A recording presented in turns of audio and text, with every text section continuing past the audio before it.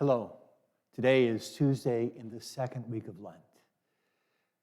You know, when a man is ordained a deacon, there is a part of the ritual that really struck me, and it still stays with me to this day.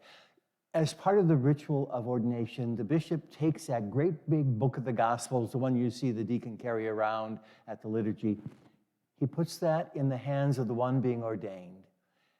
And then he says, believe what you read, teach what you believe, and practice what you teach.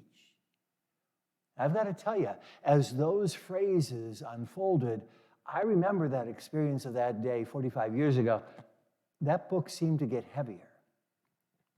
I mean, the first thing is I believe what I read. I've read the scriptures for a long time, and I believe what's there.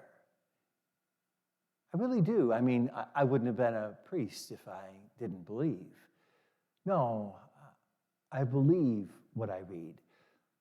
But then to teach what I believe is a little bit more difficult, because it isn't to teach what I think it says, but I have to teach what it really says. What did Jesus intend when he said this in the gospel?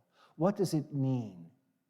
Not my interpretation, but really to try and uncover what Jesus actually said. Because there's a difference between the culture of 2022 and 0 or the year 30 or 33. You know, those 2,000 years is a great deal of difference in the cultures. And so it takes a little bit more than just a casual reading to kind of understand what the Lord really means. And so, you know, to teach what it really means. And that's what I try to do as a preacher and as a teacher. But the third part, to practice what I teach. Wow. To practice what I teach. You know, and knowing that I don't always do that I fail at times, leads me to maybe say, well, maybe I shouldn't say anything. I should be silent about that one because I don't do that very well. So how can I tell you to do something that I don't do very well? Well, that's goofy too. I need to teach, to practice what I teach, but I also need to preach that.